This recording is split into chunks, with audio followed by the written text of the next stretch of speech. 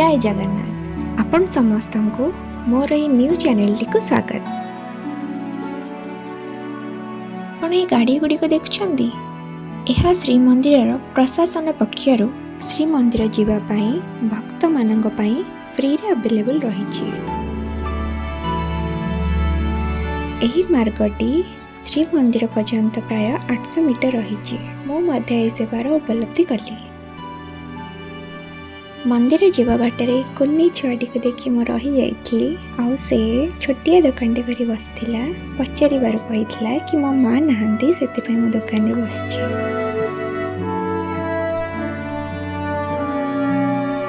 पुरी रे आपण एटा कॉमन देखते हुए शंखा, जगन्नाथ फोटो, चूड़ी, सिंदूर, अन्य मूर्ति गुड़िक खूब सुंदर लगे ना। आज मु श्री जगन्नाथ को दर्शन करी मो प्रथम वीडियोटी आरंभ करिया को जाउछि। आपण समस्त सपोर्ट एंड आशीर्वाद रो मु आगको बहुत भल भल कंटेंट आनी पारे, यह ही मो कालिया को प्रार्थना।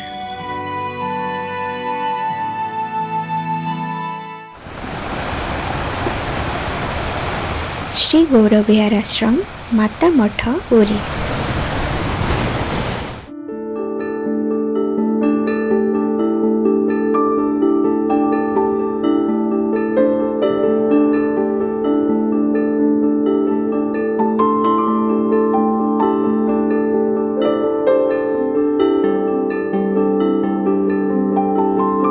आपण पुरी तो बहुत थर आसते हुए, हेले आपण पुरी रे थिबा ए माता मठटी को आछंदी कि?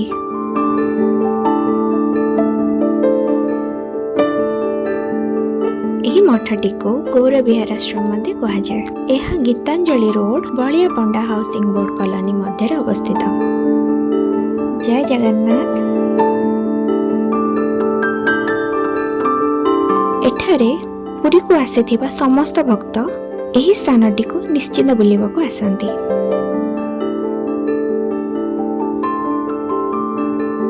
मठटी बहुत ही शांतिपूर्ण स्थान। यह स्थानटी प्राय 150 वर्ष पुराना होइथिबा बेले यार रक्षणाबेक्षण श्री गौर विहार स्पिरिचुअल चैरिटेबल ट्रस्ट द्वारा परिचालित।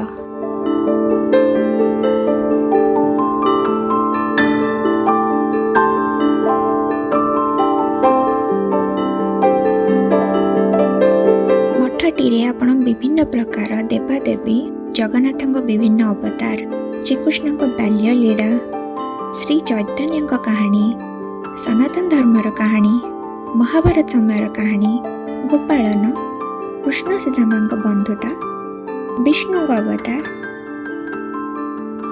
एक विराट बड़ हनुमान मूर्ति राम नाम जपुथुवार देखा जाए। हाँ, एठी आपण सेल्फी जोन भी पाई परिवे। एठाकर विजिटिंग आवर सकाळ 7टारू संध्या 6टा पर्यंत रही। एटी प्रसाद भी व्यवस्था रही। आपण प्रसाद मध्य एटी खाई परिबे।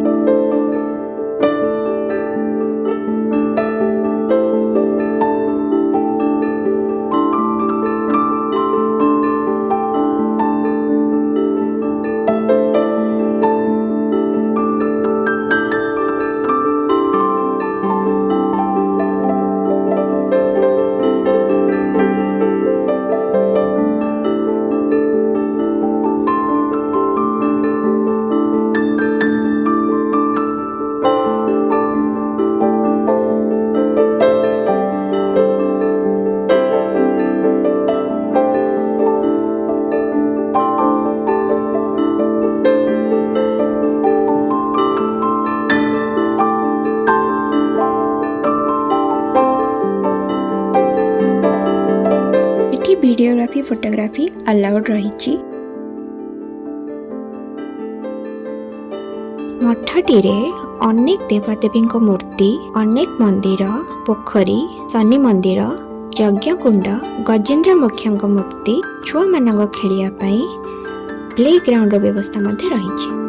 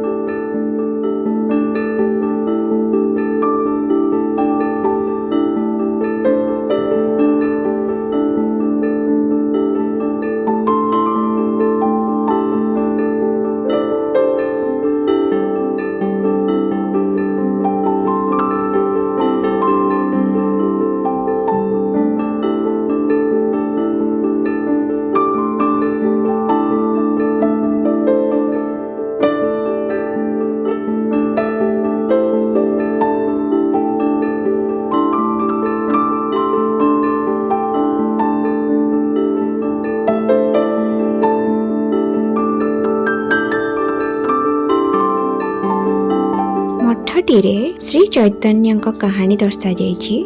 ଶ୍ରୀ ଚୈତନ୍ୟ ଭାରତରେ ଭକ୍ତିବାଦର ଜଣେ ଜଣାଶୁଣା ପ୍ରଚାରକ ଥିଲେ। ସେ ଗଙ୍ଗା କୂଳବର୍ତ୍ତୀ ନବଦ୍ୱୀପରେ ଏକ ବଙ୍ଗୀୟ ହିନ୍ଦୁ ପରିବାରରେ ସଚୀ ଦେବୀ ଓ ଜଗନ୍ନାଥ ମିଶ୍ରଙ୍କ ପୁତ୍ର ଦୋଳ ପୂର୍ଣ୍ଣିମା ସନ୍ଧ୍ୟା ଚନ୍ଦ୍ରଗ୍ରହଣ ସମୟରେ 1486 ଖ୍ରୀଷ୍ଟାବ୍ଦରେ ଫେବୃଆରୀ 18 ତାରିଖରେ ଜନ୍ମଗ୍ରହଣ କରିଥିଲେ। ତାଙ୍କର ଅନେକ ନାମ ରହିଛି। ପିତାମାତା ତାଙ୍କର ନାମ ବିଶ୍ୱାମ୍ବର ରଖିଥିଲେ। ତାଙ୍କ ବର୍ଣ୍ଣ ଗୋରା ହେଇଥିବାରୁ ସେ ଗୌରାଙ୍ଗ ନାମରେ ବି ପରିଚିତ। ନିମ ବୃକ୍ଷ ମୂଳେ ଜନ୍ମ ହୋଇଥିବାରୁ ତାଙ୍କ ନାମ ରଖାଯାଇଥିଲା ନିମାଇ। ପିଲାଦିନରୁ ହିଁ ନିମାଇ ବହୁତ ପ୍ରତିଭା ପ୍ରସନ୍ନ ଥିଲେ। ସେ ଅତ୍ୟନ୍ତ ସରଳ, ସୁନ୍ଦର ଓ ଭାବୁକ ଥିଲେ।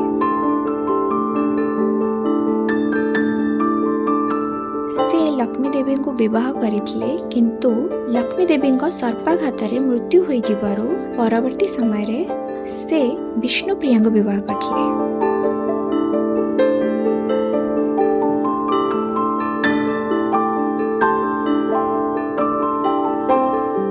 ନିମାଇ 24 ବର୍ଷ ବୟସରେ ସନ୍ନ୍ୟାସ ଗ୍ରହଣ କରି ଶ୍ରୀ ଚୈତନ୍ୟଙ୍କ ନାମରେ ପରିଚିତ ହେଲେ। ଶ୍ରୀ ଚୈତନ୍ୟଙ୍କୁ ସ୍ୱପ୍ନାଦେଶ ହୁଏ କି ହରିଙ୍କର କଳିଯୁଗ ଦର୍ଶନ ପୁରୀରେ ଥିବା ଜଗନ୍ନାଥ ଧାମରେ ହେବ।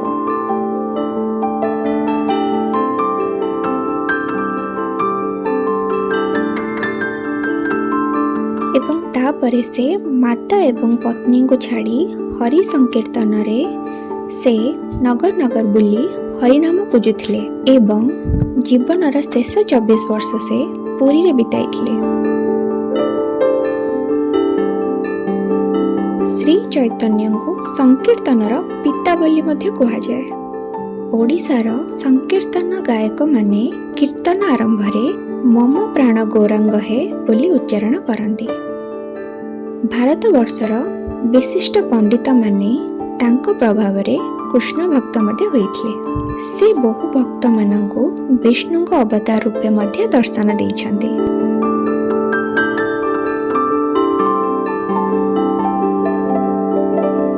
ଓଡ଼ିଶାରେ ସେ ଦେଖାଇଥିବା ଷଡ଼ଭୁଜ ଗୌରାଙ୍ଗ ମୂର୍ତ୍ତି ଓ ତାଙ୍କ ଶ୍ରୀପାଦ ପଦ୍ମ ପୁରୀ ଶ୍ରୀମନ୍ଦିର ବେଢ଼ାରେ ପୂଜା ପାଉଛନ୍ତି। ସେ ତାଙ୍କର ଶତ ଶତ ଗୌଡ଼ୀୟ ଓ ଉତ୍କଳୀୟ ଶିଷ୍ୟଙ୍କ ସାହାଯ୍ୟରେ ସ୍ୱଧର୍ମ ମତ ଉତ୍କଳ ଓ ବଙ୍ଗଦେଶରେ ପ୍ରଚାର କରିଥିଲେ। ଏହି ଧର୍ମର ମୂଳ ତତ୍ତ୍ୱ ହେଲା ପ୍ରେମ ଓ ଭଗବାନ ଶ୍ରୀକୃଷ୍ଣଙ୍କ ଠାରେ ଗଭୀର ଭକ୍ତି। ସେ ଜାତି ଧର୍ମ ନିର୍ବିଶେଷରେ ଶିଷ୍ୟ ଗ୍ରହଣ କରିଥିଲେ।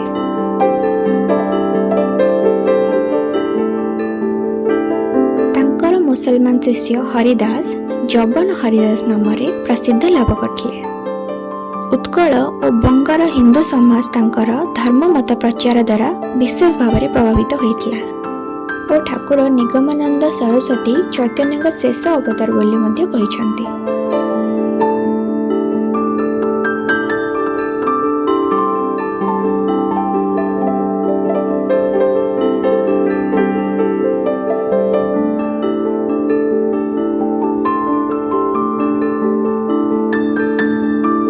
ବହୁ ବାଧାବିଘ୍ନ ପରେ ଶ୍ରୀ ଚୈତନ୍ୟ ପହଞ୍ଚିଥିଲେ ଶ୍ରୀ ଜଗନ୍ନାଥଙ୍କ ଦର୍ଶନ କରିବାକୁ ଏବଂ କୁହାଯାଏ କି ତାଙ୍କ ଶେଷ ସମୟରେ ଶ୍ରୀ ଚୈତନ୍ୟ ମହାପ୍ରଭୁଙ୍କ ପାଖକୁ ଆତୁର ଭାବେ ହୋଇ ରତ୍ନ ସିଂହାସନ ପାଖକୁ ଯିବା କ୍ଷଣି ରତ୍ନ ସିଂହାସନର ଦ୍ୱାର ବନ୍ଦ ହୋଇଯାଇଥିଲା ଓ ଶ୍ରୀ ଚୈତନ୍ୟ ପ୍ରଭୁ ଜଗନ୍ନାଥଙ୍କୁ କୁଣ୍ଢାଇବା କ୍ଷଣି ତାଙ୍କ ସହ ଲୀନ ହୋଇଯାଇଥିଲେ।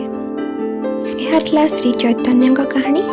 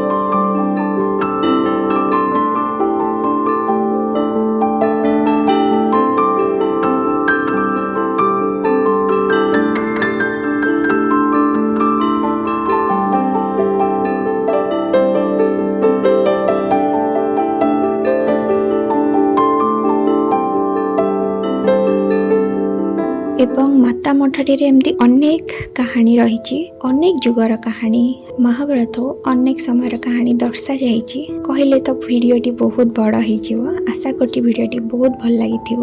ପୁରୀ ଆସୁଥିଲେ ଏହି ସ୍ଥାନଟିକୁ ନିଶ୍ଚିନ୍ତ ଆସନ୍ତୁ।